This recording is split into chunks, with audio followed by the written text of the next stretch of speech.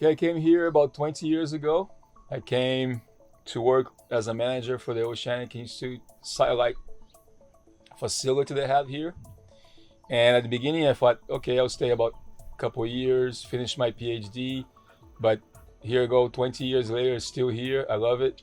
I was right, the right place, the right time, the beginning of the VMA SPF breeding stocks going to Asia. And jobs were fine, we're here, and I stay. My whole family like it here a lot, and so do I.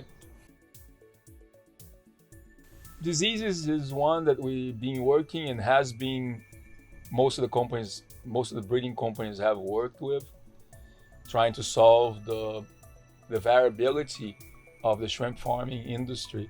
That you may have a very good crop, you may have a very good pond, and next door you may have a failure pond. And sometimes not really much explanation. So by looking at the genomics, we are moving towards a stable production. That's our goal, and that's where we believe that genetics and genomics can give us a hand on that. One is that in order to do so, in order to select for what we are facing today, but not forgetting about what we'll be facing tomorrow, you have to have a good genetic variability on your stocks, a good base to work with. So one of the big gap is to go back to the drawing board and have the genes available for you to be able to do the selection that you need, again, for today, but also thinking about what's coming next. We used to get an annual book saying what percentage of the shrimp produced or shrimp consumed in the world, what percentage was wild caught, what percentage was aquaculture.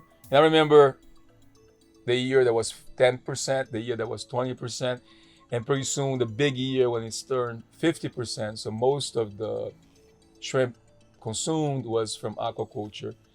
So for me, I wasn't really in the infancy, but I got when the industry was pretty much getting more mature and becoming a commodity, what before wasn't. So every presentation, every talk that I do explain that we are using genomic tools. I gotta stress and emphasize and slow down and make sure they understand this is not a GMO. We are not introducing any new genes on the shrimp. What we are doing is simply the normal selection.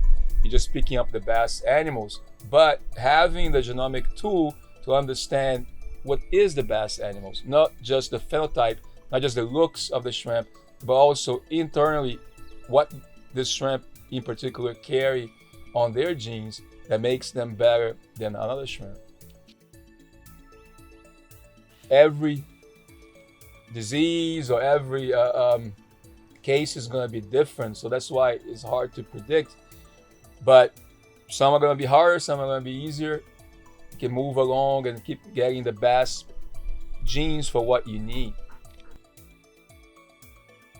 What I would suggest to a company, to a smaller, to a startup company, is to really watch the industry and see where there are gaps, where they believe they can make a difference or bring value to a specific problem.